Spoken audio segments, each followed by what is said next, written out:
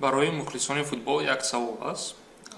бозии футбол соати 5:35 сар мешавад. 05 дақиқа идома ёфт, зеро довари мусобиқа 5 дақиқа вақти иловагӣ дод. ба ғайр аз ин байни қисмои якуму дуюм дарсҳо 15 дақиқа ба танаффус баромадаанд. бозӣ соати чанд тамом шуд? чӣ хеле ки мо медонем, агар мухлиси футбол бошем, бозӣ 90 дақиқа аст. байни қисмои якум ва дуюм ҳар як қисм 45 дақиқа аст.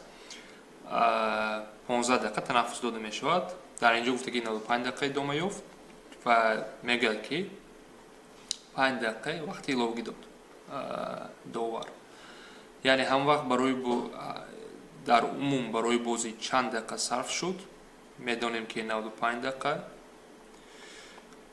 дақиқа сарф шуд плюс 15 дақиқаи танаффус, яъне ҳамагӣ барои бозӣ қати танаффус 110 дақиқа сарф карда шуд. чӣ хеле ки бо медонем, биёин соатро ба дақиқа гардонем. 1 соат ин чанд? 60 дақиқа аст. ва аз инҷо маълум мешавад ки 2 соати мо 120 дақиқа мебошад. лекин мо барои бозӣ 110 дақиқа сарф шуд. агар 120 дақиқа мерафт, бозӣ мо бояд 7:35 тамом шуд.